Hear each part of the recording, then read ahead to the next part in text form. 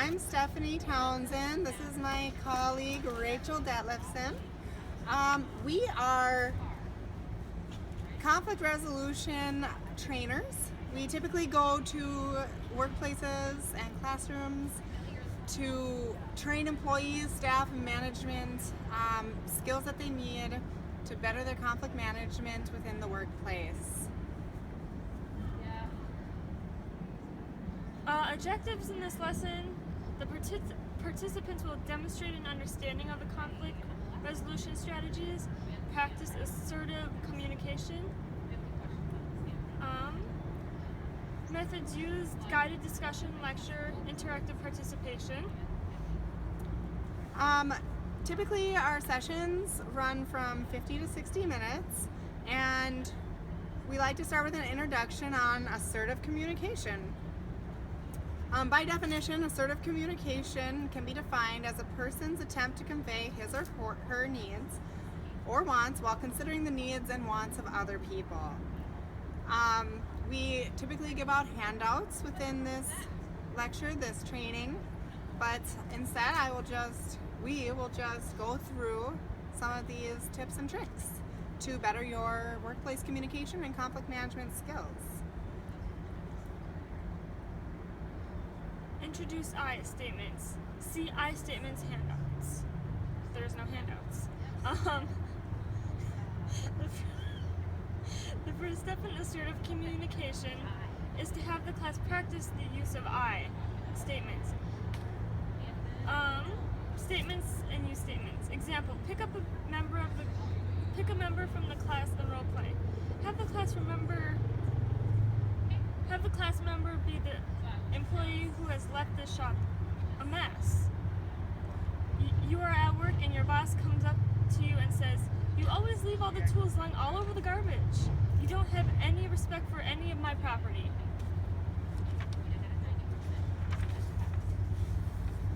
Ask the class member how the interaction made him or her feel. Then ask the rest of the class the same question. Try to elicit responses as angry or defensive. For the same class member, use the example, this time use an I. For example, I have a problem. I feel disrespected when I see tools laying around the garbage because I paid a lot of money for them, and this business is important to me. Ask the class member how the interaction makes him or her feel. Then ask the rest of the class. Try to get responses as more respected, less angry, less defensive, and more appropriate. I statements are designed to express and take responsibility for your feelings rather than blaming others. There are 4 steps to developing an I statement. The focus is on the action or the circumstance that you want changed, not the person. First, tell the person, "I have a problem." Secondly, make a non-threatening description of the problem. Third, tell the person how you feel about the problem. And finally, let reality be the disciplining agent by asking 2 important questions. If you continue the behavior, will it make our relationship better or worse? Or do you want our relationship to get better or worse? Saying things like "I have a problem" are very important I statements, instead of saying things like "you have done something" or "what you're doing is upsetting me." I statements are non-threatening. We typically in our class like to teach the value of taking space. Removing oneself either mentally or physically in order to feel safe, secure, or in control is super important to your success in conflict management. We try to express how important it is the don'ts in conflict resolution. Don't blame others, don't storm away, debate the matter at the time, and order others to do something.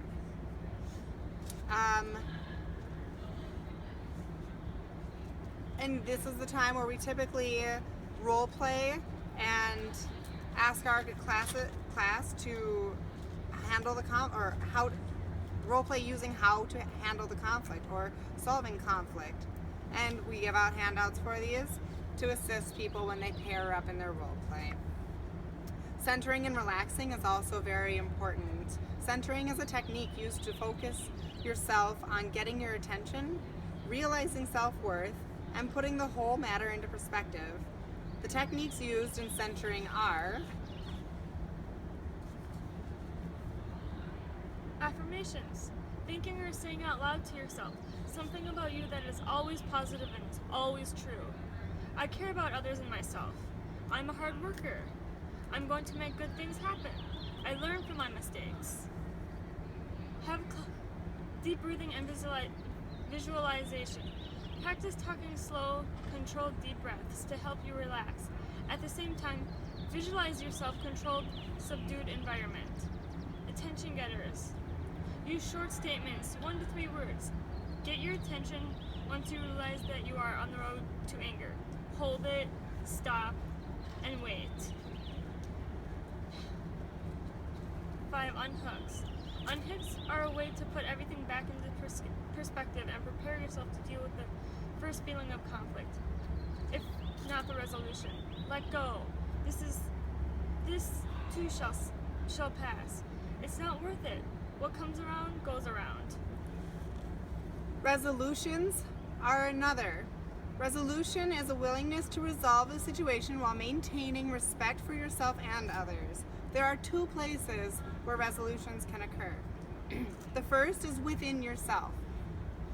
The purpose of resolution is to deal with those first feelings while maintaining respect for all parties. Sometimes this may include solving the issue only with you. The other way to come to a resolution is with others. In this case, it is important to use I statements and identify first the first feelings to the other person. The important point to remember is to do so while keeping respect for all parties.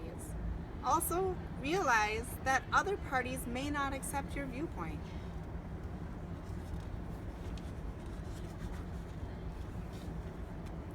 And some of these handouts that we give to our class include the active listening rules and the active listening styles. And I'll let my partner explain those. Put all your attention on what the person is saying. Restate their most important thoughts, feelings, and concerns. Don't interrupt, correct mistakes, give advice, or tell your own story. Give the person time to speak. Most immediately, fill the space. Use nonverbal gestures to show support. And some of our active listening styles, the first style is encouraging. Using neutral words to help another person say more about the situation and how they feel. Another is restating. It's a great style, saying things in your own words that you thought you heard the other person say, including their feelings and needs. That is very key and essential to interpersonal communication. And another active listening style is clarification and getting more information, asking more questions, and asking non-judgmental questions. We like to teach our students some de-escalators. 6 of them. Stay cool, calm, and on center. Don't let the other person throw you off balance and force you into fighting back or escalating the conflict. Avoid fast moves, swearing, and defensiveness. Stay control in yourself. Breathe slowly and let any negative words or feelings move past you. Give the other person some space. Don't back them or yourself into a corner. Give them a way to save face. Look for a common interest, common ground. Use cooling off period. Stop and think about the situation. Let yourself feel the problem before reacting instinctively. Listen to the other person. Start out listening, then talking. Say you want to solve this problem altogether. Let them show you you don't want to fight, but want to understand. Listen for why they are upset and what they need. Set your limits with non-blaming statements. If you can't listen, then use non-blaming statements to let your limits communicate your needs. Your messages. Put people's buttons and make them defensive. State how you feel. Use use descriptive words without you in it.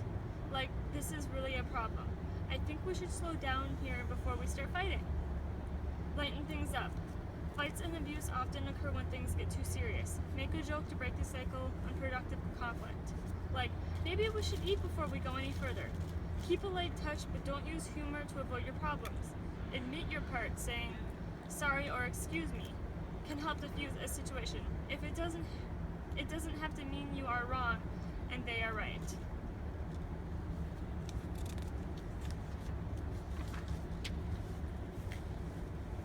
And lastly, we like to discuss with our students negotiation steps, the steps to a good negotiation. Step 1, we agree to solve the problem. And then you set ground rules, both verbal and nonverbal. Like, don't interrupt, no name calling, no put downs, and be honest, open, and tell the truth. Step 2, telling your stories. It's key to use the I messages here. Be specific about what happened. State how you feel. And listen to the other person. Step 3, clarify needs.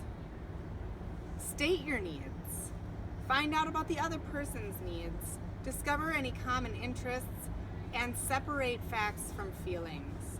And step 4, negotiation, is exploring win-win solutions and reaching an agreement.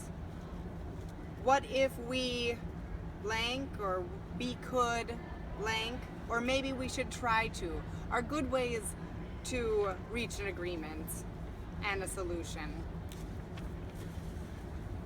Thanks for listening.